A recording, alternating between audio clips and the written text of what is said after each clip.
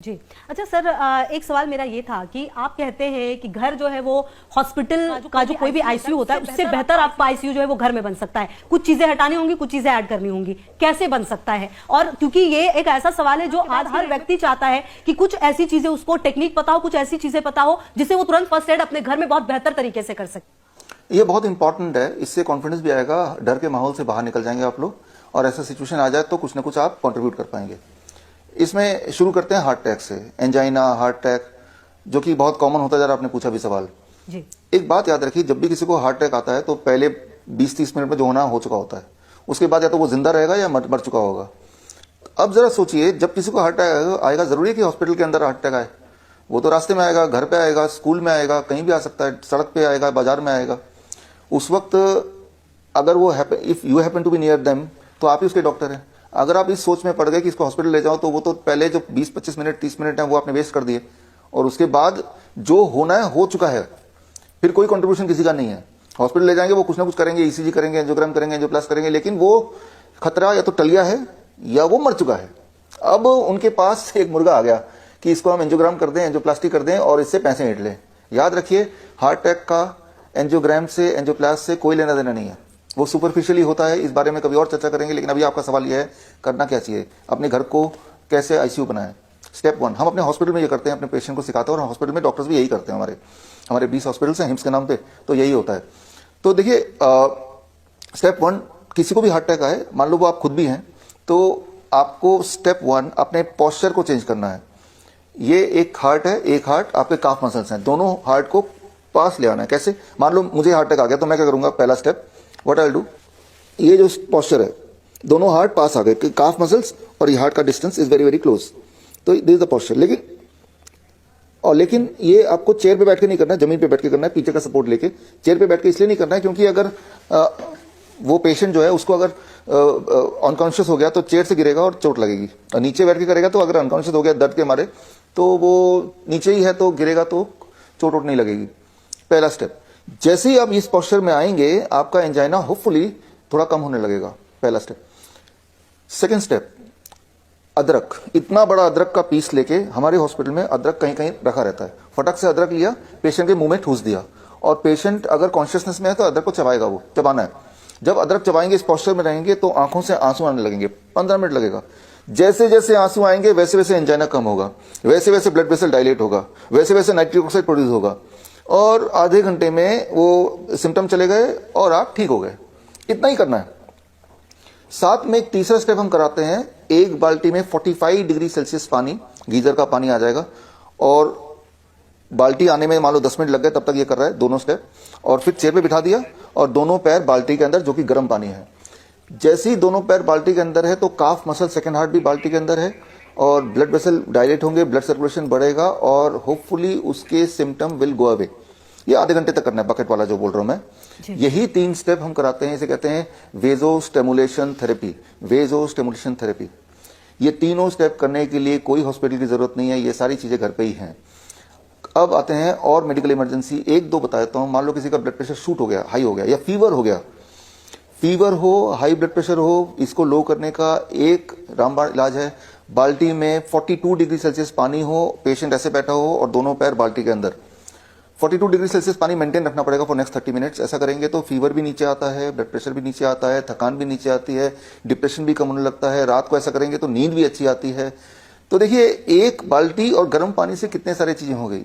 मान लो किसी को सांसें नहीं आती, SpO2 कम हो जाता है, राइट, ऑक्सीजन इनटेक कैपेसिटी कम हो जाती है, पेशेंट को ब्रेथलेसनेस में आ जाता है, तो तब बोलते हैं ऑक्सीजन सिलेंडर लाओ, जो तो हॉस्पिटल में जाना पड़ेगा।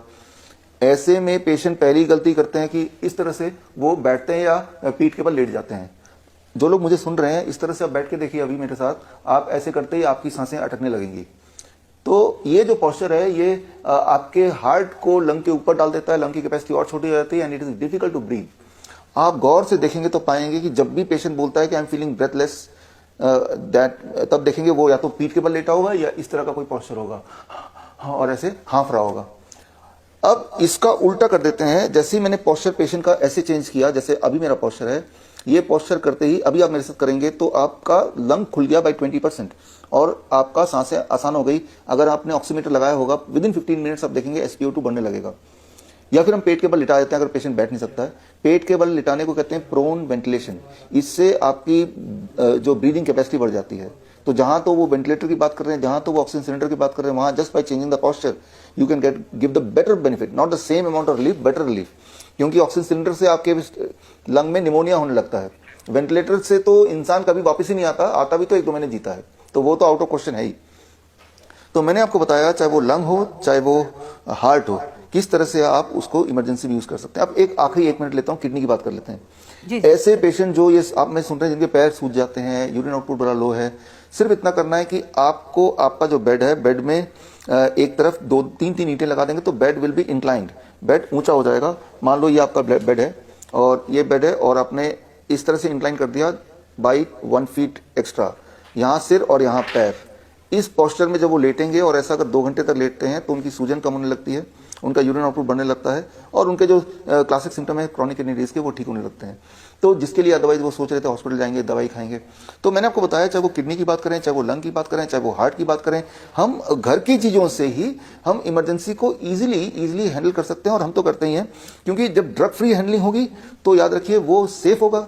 और वो कोई लोग बोलते हैं ये तो बड़ा स्लो प्रोसेस है, ये बड़ा फास्ट है, it is much faster, right, और सेफ भी है। तो इसी तरह से देयर आर 65 मेडिकल कंडीशंस जो इंसान जिससे इमरजेंसी आ सकती है। हर मेडिकल कंडीशन के लिए हमने ऐसे प्रोटोकॉल बनाए हैं। अगले महीने हमारी किताब भी आएगी, protocol of emergency medicine, POEM, protocol of emergency medicine, poem बोल देंगे इसको। तो इसी नाम से मेरी किताब भी आएगी और वो जनता पढ़ के अपने घर पे ही अपना इलाज कर पाएगी, आई एम श्योर। जी बिल्कुल। अच्छा सर, आप डाइट की बात जब करते हैं, DIP की, ये क्या है और डाइट में सबसे ज्यादा इंपॉर्टेंट क्या है? एक बात तो जैसे आप कह रहे थे कि 6 बजे के बाद अगर आप खाना नहीं खाते तो वो बहुत ज्यादा हेल्पफुल है, लेकिन सर अगर ये 6 तो थोड़ा सा जल्दी हो जाता है, ऐसे 10 से 6 की जॉब भी लोग बहुत सारे करते हैं, वो मैक्स टू मैक्स कितना हो सकता है? देखिए, चल दूसरा पार्ट पहले लेता हूँ। 6 बजे आइडियली हम उनको बोलते हैं जो ऑलरेडी बीमार हैं, जो कि इस लायक ही नहीं कि जो हॉस्पिटल जो काम पे जा सके, कैंसर का आखिरी स्टेज पे है, क्रॉनिक किडनी डिजीज, डायलिसिस पे है, ऐसे लोग तो लाचार घर पे ही पड़े रहते हैं। तो उनके लिए तो 6 बजे, क्योंकि उनका प्रायोरिटी है कि पहले वो ठीक हो जाए, उनको कहीं जाना नहीं, कहीं जा ही नहीं पा रहे हैं, तो वो तो सनसेट के साथ साथ खा लें। अब आता है जो लोग जॉब पे जा रहे हैं, यानी कि वो लोग उतने अनहेल्दी नहीं है, वो उनका थोड़ा बहुत कुछ दिक्कत है, कोई दवाई वगैरह पे है, दर्द वगैरह होता रहता होगा, लेकिन as such they are mobile. ऐसे लोगों को बोलते हैं यार 6 छोड़ो, तुम 7 बजे तक कर लो। लेकिन अगर वो 10 बजे करेंगे और श्योरली फिर सोचेंगे हम हेल्दी रहेंगे, वो नहीं होने वाला। 7 बजे तक आप खा लो। ये देखा गया, कई लोगों की नाइट शिफ्ट होती है। हमारे हॉस्पिटल में बहुत डॉक्टर हैं जो नाइट शिफ्ट में काम करते हैं, जो गार्ड होते हैं वो रात को ही काम करते हैं, नाइट गार्ड। तो पूरी दुनिया में देखा गया कि जो लोग नाइट शिफ्ट में काम करते हैं, और जैसे एयर होस्टेस हैं, ऐसे लोगों की जो मोर्टलिटी रेट ज्यादा होती है, ऐसे लोगों में कैंसर, हार्ट डिजीज अनफॉर्चुनेटली ज्यादा होती है। जैसे सोल्जर्स हैं, मजबूरी है, रात को काम करना पड़ता है, उनको नाइट ड्यूटी, वो 24 घंटे काम करना पड़ता है, तो रात को भी कुछ लोगों को काम करना पड़ता है। तो अनफॉर्चुनेटली इससे हमारे बॉडी की सर्केडियन रिदम ब्रेक हो जाती है। जो खाना सनसेट के बाद खाएंगे और सनराइज से पहले खाएंगे, वो खाना आपकी बॉडी में ब्लॉकेज बनाता है, ट्यूमर बनाता है, स्टोन बनाता है, वही वाला ब्लड शुगर को हाई कर देगा। तो जिनकी तो मजबूरी है वो तो एक अलग कैटेगरी के लोग हैं, लेकिन जो लोग घर पे पड़े हुए हैं बीमार, जो कुछ और नहीं कर पा रहे, एटलीस्ट वो तो मैं ये बोल रहा हूँ, गिवन अ चांस, आप by 6 PM you finish your dinner, और जो नहीं कर पा रहे हैं surely by 8 PM you finish your dinner. After that don't need to take anything. आप काम चाहे 10 बजे तक करो, लेकिन खाना 8 बजे खा लो। ये एक बदलाव से आपका बॉडी का जो सर्केडियन क्लॉक है वो ठीक होने लगेगा। सर्केडियन क्लॉक के ठीक होने से बहुत सारी बीमारियां, चाहे ट्यूमरस ग्रोथ है, कैंसर है, हार्ट डिजीज है, वो they all fall in place. ये जो 2017 का नोबेल प्राइज विनिंग साइंस यही कहता है, ये सर्केडियन रिदम पे ही नोबेल प्राइज मिला है, और जिससे ये पाया गया कि जितनी सारी बीमारियों के नाम आप जानते हैं, उनका कोर क्या है, बॉडी के सर्केडियन क्लॉक, बॉडी क्लॉक बोल सकते हैं, का बिगड़ना। और वो कैसे हम बिगाड़ते हैं, जैसे सुबह नॉर्मली अभी तो ये शूटिंग चल रही है, अदरवाइज मैं अपनी खिड़की पूरी खोल रखता हूँ। सुबह हमारे कमरे में लाइट पूरा होना चाहिए, और शाम के ढलने के बाद डार्कनेस, उतना ही candle light, right. Circadian clock हमारा ठीक रहेगा तो ही जाके हम हमारे बॉडी की we can be disease free. और अगर आप हमारे हॉस्पिटल में जाइए, 6 बजे के बाद डिनर नहीं मिलता है, लाइटें डिम कर देते हैं हम, और हमें पता है कि इतना करने से ही पेशेंट को रिलीफ मिलना शुरू हो जाता है। और ये सारी चीज तो घर पे की जा सकती है, किसी हॉस्पिटल में जाने की जरूरत नहीं है। अब आते हैं आपका DIP diet, only in 1 minute I can complete it. DIP diet आज से 15 साल पहले मैंने इसका इजाद किया था। Government of India, government of Nepal, Malaysia की लिंकन यूनिवर्सिटी ने इस पर बहुत सारे क्लिनिकल ट्रायल किए, और उसमें पाया डायबिटीज हो, हाइपरटेंशन हो, मोटापा हो, क्रॉनिक किडनी डिजीज हो, इनमें बड़ा बेनिफिशियल है, बोन डिजीज में बेनिफिशियल है। DIP डाइट में सिर्फ इतना करना है, 12 बजे तक आपको फलों पे रहना है, फलाहार, 3 से 4 तरह के फल ले लीजिए। अगर आप ब्लड शुगर के पेशेंट हैं तो मीठे फल जरूर खाइए, आम है, केला है, चीकू है, अंगूर है, मीठे खाइए, खट्टे खाइए, जो मिल जाए वो खाइए, पेट भर के खाइए। कितना पेट भर के? मेरा वेट 70 kg है, इंटू 0 और लगा दीजिए, 700 ग्राम। जो भी आपका वेट है 1 0 और लगा दीजिए, उतना ग्राम तो खाना ही खाना है। एक बार में 2 बार में खाइए, जितना खाएंगे उतना भूख बढ़ेगी। 12 बजे तक कुछ और नहीं खाना, ना ब्रेड खाना है, ना पराठे खाना है, कुछ नहीं, पेट भरना है फलों से। स्टेप 2, लंच और डिनर के लिए जब भी बैठेंगे 2 प्लेट ले लीजिए, प्लेट 1 एंड प्लेट 2। प्लेट 2 में जो आप खाते आए वही खाइए, रोटी सब्जी दाल चावल डोसा इडली, तो हमने रिस्ट्रिक्ट कुछ नहीं किया, लेकिन उसको खाने से पहले प्लेट 1 में सलाद लीजिए 3-4 तरह के, टमाटर खीरा मूली गाजर ककड़ी वगैरह। बॉडी वेट इंटू 5, मेरा body weight 70 kg into 5 that become 350 ग्राम। इतना आपने प्लेट 1 खा लिया और अब आप प्लेट 2 खाएंगे। आप हैरान होंगे कि पहले 2-4 दिन तो प्लेट 1 खाने से पेट भर जाएगा, प्लेट 2 की नौबत नहीं आएगी, उसके बाद आपकी भूख इतनी बढ़ जाएगी कि प्लेट 2 भी आप एम्पल अमाउंट ऑफ खा पाएंगे। एक आखिरी बात है, 2 तरह की चीजों को छोड़ दीजिए, anything which comes out of animal, जैसे मैंने बताया, anything which comes out of factory, biscuit bread नमकीन, इनको छोड़ दीजिए। धूप में थोड़ा बहुत बैठिए 10-15 मिनट रोज, पैसिव और एक्टिव एक्सपोजर ऑफ सनलाइट। जितनी बातें मैंने अभी बताई, अगर ये करेंगे, within the first 3 days your blood sugar has to drop, you are forced to take on the medicine. Within the first 7 days आपका ब्लड प्रेशर नीचे होने लगेगा, जिनका ब्लड प्रेशर ऊपर रहता है।